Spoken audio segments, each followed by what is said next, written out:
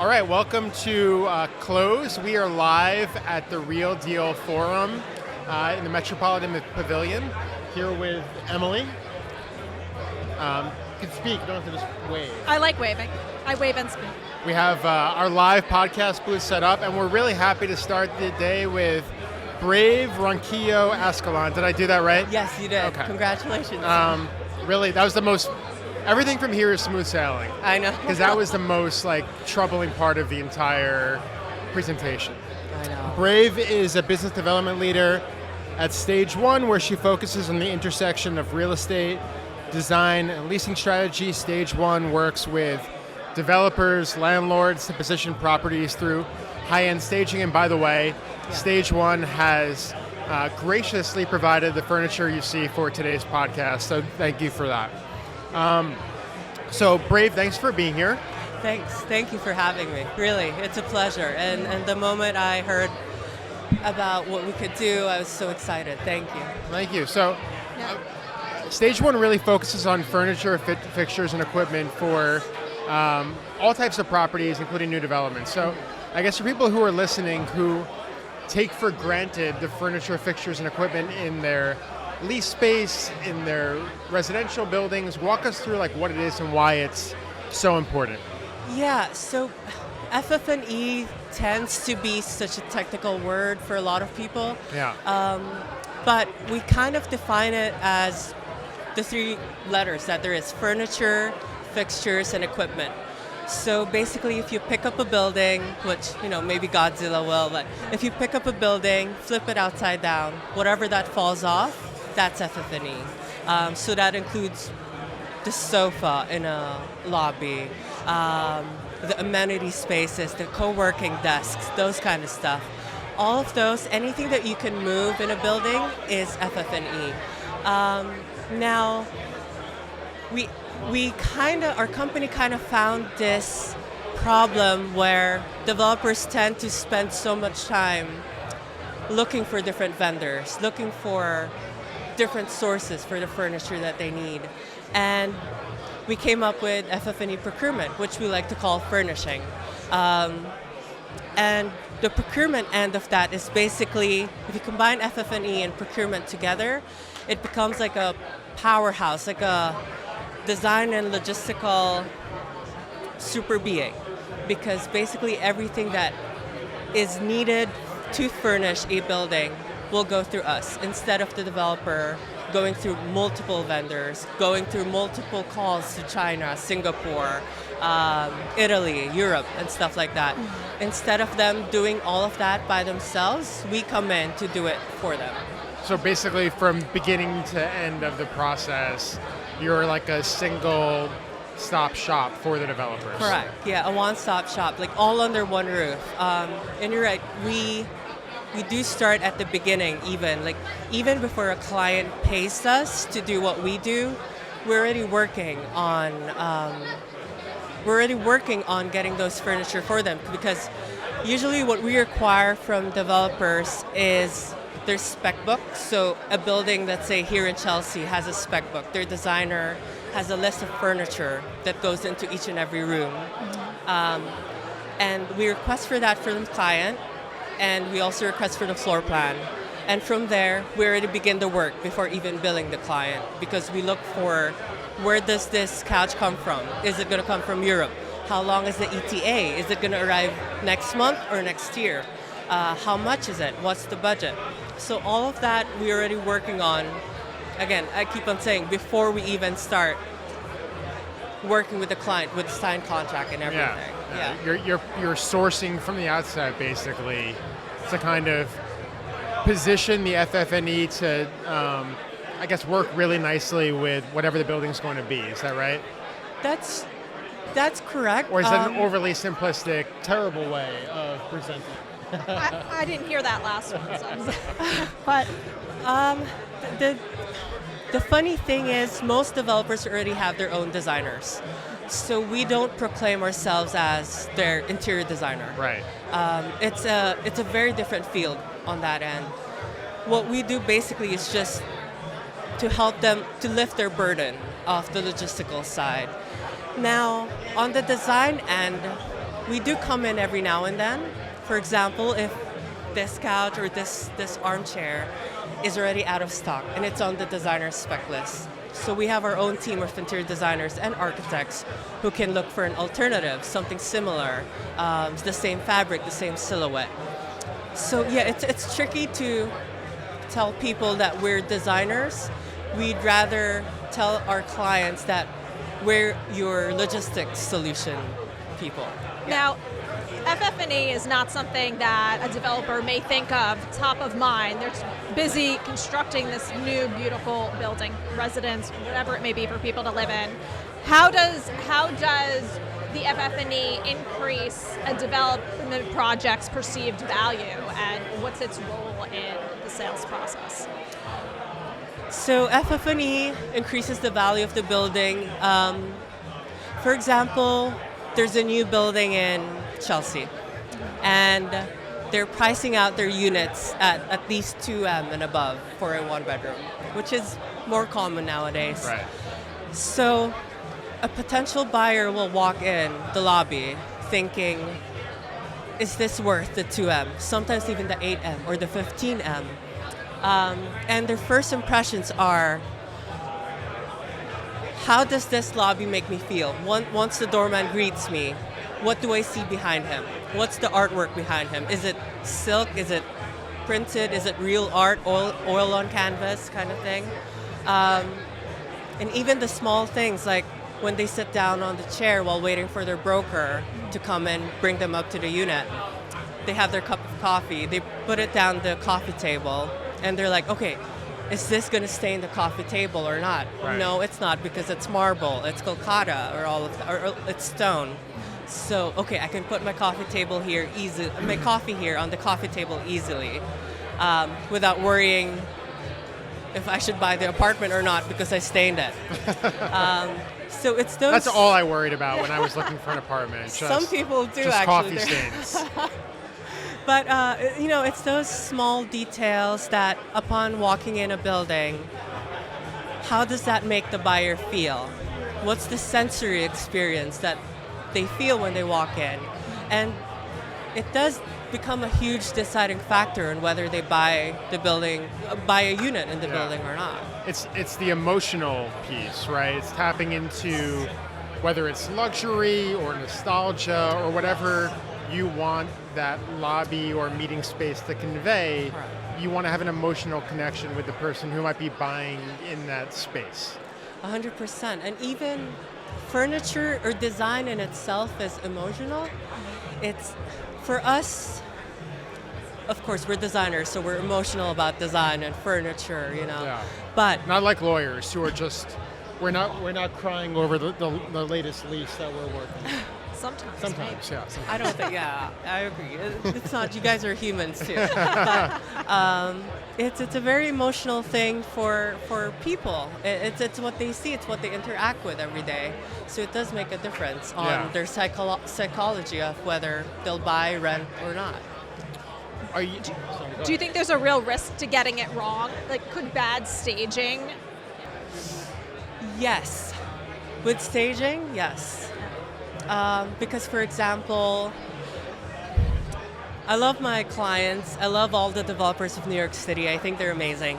But there are times when they build a 2-bedroom, but really it's a 1-bedroom that they divided into 2 bedrooms.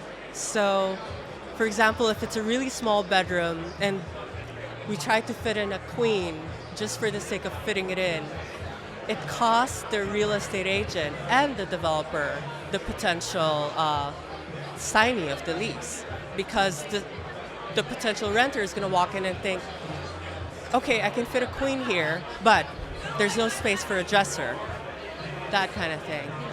So there are solutions on how to kind of make that work. You think about, maybe you go for a full and add more bedding instead to make it look bigger.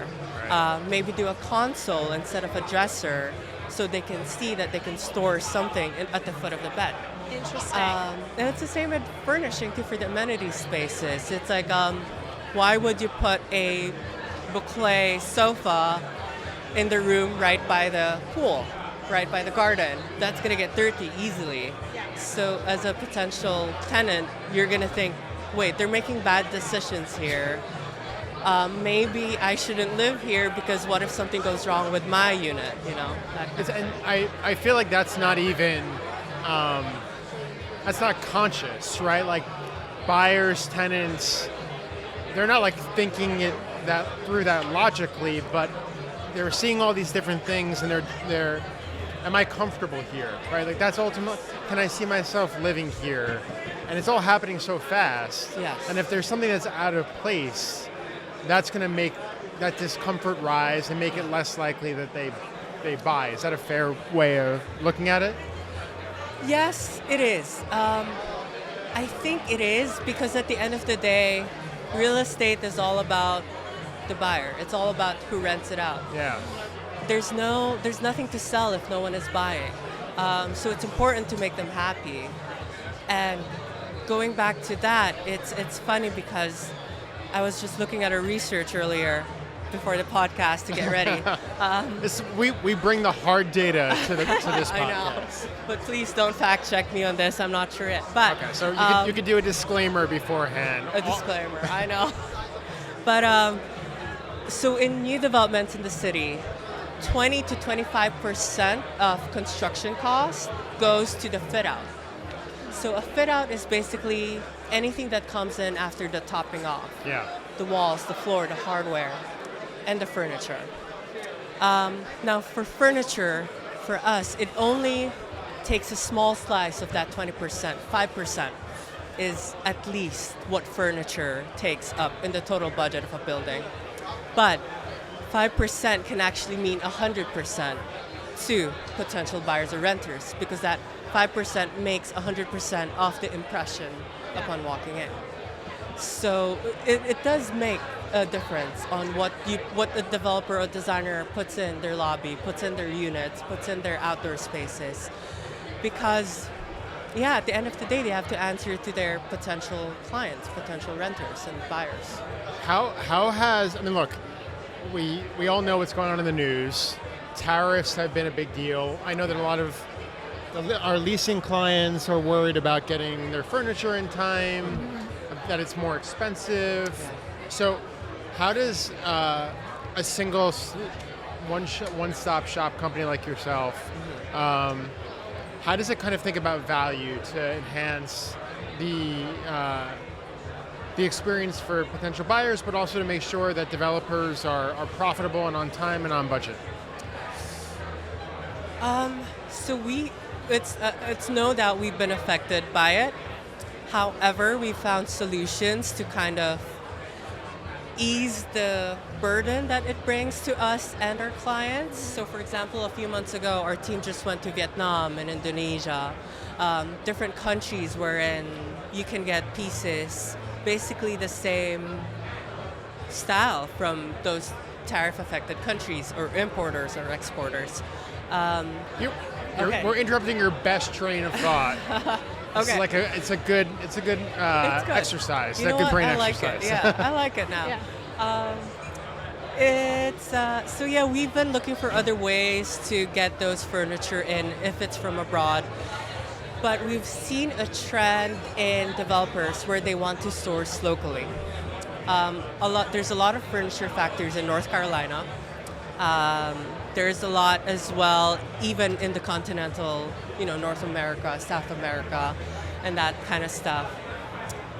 I guess the only thing that I don't want to suggest to the developers since they're my clients and I want to listen to them and say yes. But our suggestion is always get ahead a year. A year before you launch a building, get your furniture ready. Right. Just because, not just the tariffs, but some items that their designers spec out can already be out of stock or out of production. Right. And so what we can do instead is once they give us their spec book and they finalize the proposal we sent them, we like to get and order them immediately and store them in our warehouse until the building's ready. Because that's another thing, going back to the emotional aspect of furniture. Interior designers and architects can be very emotional. and they don't want to change anything in their design, which I understand because they work so hard on it. Yeah. But you have to get ahead of everyone, or get ahead of the vendors, get ahead of the shipping, the tariffs, and all of that, in order for you to achieve the look that you want for the lobby or the amenity space. But yeah. This seems like a place where even if a developer could handle it, that there's so many moving parts and pieces and the timing that there's a lot of room for error if it's not executed properly. It's true. It's very true. There are some developers in New York who do everything in-house. And I've met a couple of them. They do the design, permits, construction, even leasing and sales by themselves. I have a very good friend from a big company who does that, and I told him, you guys are crazy. Like, what are you doing? Even management, they do it themselves. It seems like that it takes a certain type of, a group of development teams to make it work. And for them, I think it works because their designer is really hands-on on every single piece that comes in the building. Now, on our end, for most other developers, we take out, I like to say it as like, because for example, a 700-unit building in Brooklyn has at least 30 or 60 vendors in their spec list. So instead of them making those 60 calls, they could just call us, and we'll make the 60 calls for them. And instead of them waking up at like 6 a.m. in New York to call Europe, or 12, like Indonesia is 12, 13 hours ahead, we do it ourselves. Like we can call the client or the vendor ourselves at 12 a.m. if we need to, just to make sure the pieces arrive or the pieces are in stock and stuff like that. I'm assuming you know a lot of people in the industry, so it makes it faster, you're used to it, you have your systems built in, so it makes the process smoother. Yeah, we do. So we try to do everything in-house ourselves too. The only thing we outsource are the vendors. Now, for our part of the industry, it's important to have a hundreds or thousand list of vendors that you can call on the dot. Because if you don't, then it's a waste of time trying to go on Google or ChatGPT. Where do I find this boucle chair? So we do have our preferred vendors. We know who can ship the quickest. We know who can custom a fabric for us. And that does make a huge difference for the clients especially. Yeah. Let's end by talking a little trash. Not about your company. Okay. When you walk into a building that you haven't outfitted, that you haven't furnished, you walk into the lobby or the amenity space, what is like one of the most common mistakes that you see where you're like, they really weren't thinking about design, they weren't thinking about emotion, they weren't thinking about the potential consumer when, you have to be specific, don't say it's this building, yes. But what's like one of the most common mistakes you see? On a design perspective, doing all the trends. It's a good building in New York City is a classic. You know, that's what you call a good building in New York. It's hard to avoid the trends, yes, but if their designers from the very beginning can have an idea of who they envision to live there, not just for the launching of the building, but also like 10 years later when there's resale, when the building is already going on resale.